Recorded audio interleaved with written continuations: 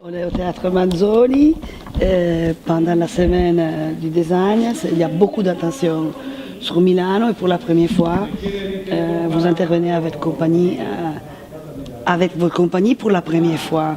Ouais. Si vous pouvez nous dire qui vous êtes et qu'est-ce que vous présentez ce soir.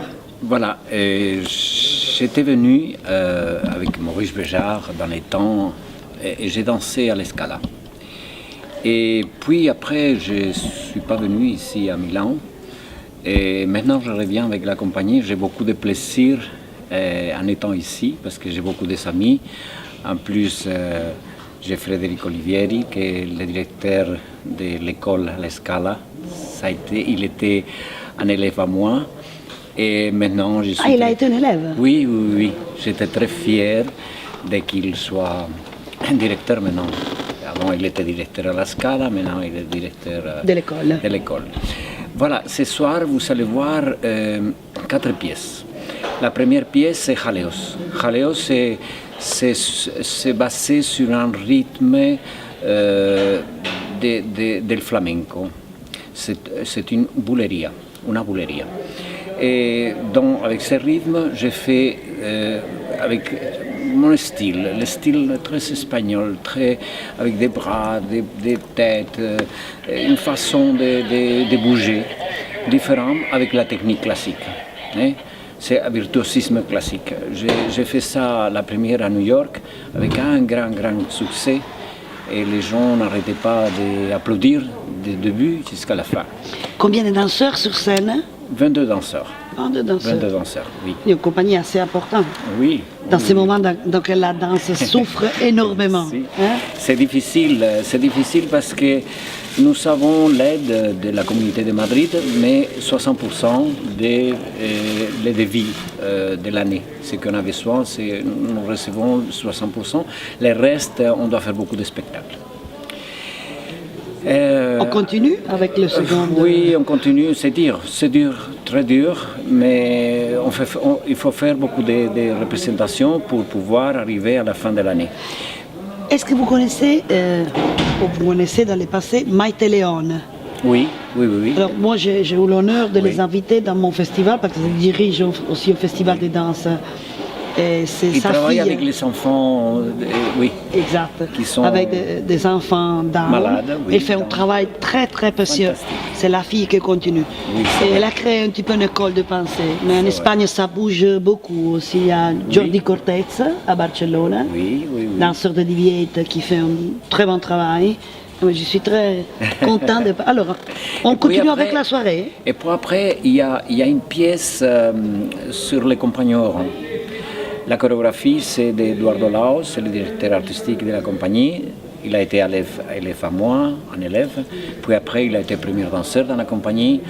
Il est resté avec moi toute sa vie, toute sa carrière comme danseur. Et maintenant, il dirige très bien la compagnie. Et il est aussi chorégraphe. Donc, il a fait Les Compagnons errants. Est magnifique. C'est pas de deux garçons, c'est le destin et l'homme en général. Et puis après, il y a Après toi. Après toi, c'est un hommage à Maurice Béjart que j'ai fait parce que Maurice a été pour moi comme un père. J'adorais, j'ai admiré, j'ai rentré dans la compagnie quand j'avais 17 ans. Et j'ai resté jusqu'aux 32 ans, à peu près. Alors, une espèce de père. Hein? Oui. Alors, pour moi, je l'ai toujours à ma mémoire et dans mon cœur. Et en étant présent, quand il est mort, en étant lui, en sa présence, dans le cercueil, ils ont donné cette musique. C'est le 2e mouvement de la 7e symphonie de Beethoven. Alors, j'étais tellement ému que j'ai dit, je vais faire un solo pour lui. Et c'est ça, j'ai fait un solo en sa mémoire. Et vous le présentez ce soir? Oui, depuis la première, c'était extraordinaire parce que le public... est très ému en regardant cet spectacle, cet ballet. quoi. Après, il y a Boléro. Boléro de Ravel, c'est un boléro très spécial. Parce que je voulais faire aussi comme Maurice un boléro à moi. D'abord, c'est l'entrée dans un cabaret, parce que Ravel s'inspirait en Espagne en regardant une pièce, La danse del Candil. Et j'ai trouvé que je devais faire hommage à l'époque des années 20, des années 30, des années 20, avec ses glamours, et les ballets de Diaghilev à l'époque, etc. Et c'est ambienté dans cette époque-là, c'est l'entrée dans un cabaret où il y a un tas de sortes, de gens différents. Il y a de tout dans un cabaret. Et alors, les gens qui rentrent dans ces cabarets, ils vont aller voir un spectacle. Et cet spectacle, ça se lève les rideaux, il y a 2 danseurs qui apparaissent. Et ils dansent. Tous les ballets avec ces couples, ils dansent, parce que la musique est très enthousiaste. Tu te mets dans la musique et tu veux encore plus, c'est comme une drogue. Alors, j'ai eu la chance parce que Maurice avait fait un boléro très connu par tout le monde. Alors, qu'un élève à lui fasse un autre boléro, c'était un risque aussi, mais ça vaut la peine. Moi, j'ai une curiosité. Vous avez dansé beaucoup d'années dans la compagnie de Béjart. Oui. Comment c'est arrivé votre rapport avec la chorégraphie? Bon, j'étais, en étant avec Maurice, le gouvernement espagnol m'a appelé pour diriger la compagnie, la compagnie nationale. Il n'y avait rien, c'est moi le premier, celui qui a fondé la compagnie. Et il fallait donner à la compagnie un style, un répertoire actuel, etc. Et alors, c'est comme ça que je me suis enroulé dans la chorégraphie. Je ne pensais pas du tout faire de ballet, parce que je trouvais ça un risque. Et pour faire la même chose que font les autres, ça ne m'intéressait pas. J'étais toujours très clair que je voulais enseigner, mais chorégraphier, non. Mais après, avec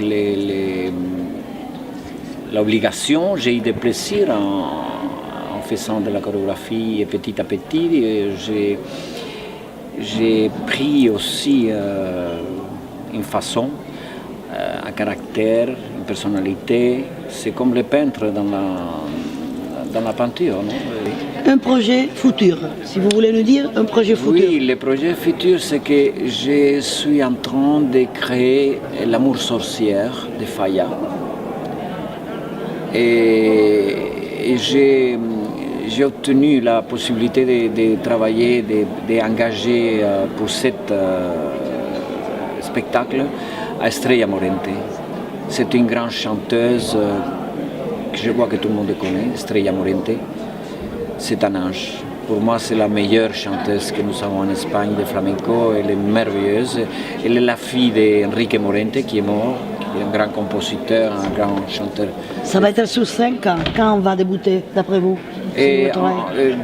En décembre. Avec elle en décembre. Mais à Vichy, cet été, on le fait, mais pas avec l'orchestre, sinon avec la bande, déjà enregistrés. À Vichy, et puis décembre, Madrid. Hein? Madrid, au Théâtre Real. Ok. Théâtre Real, oui. Merci, vraiment, merci beaucoup. Merci à vous.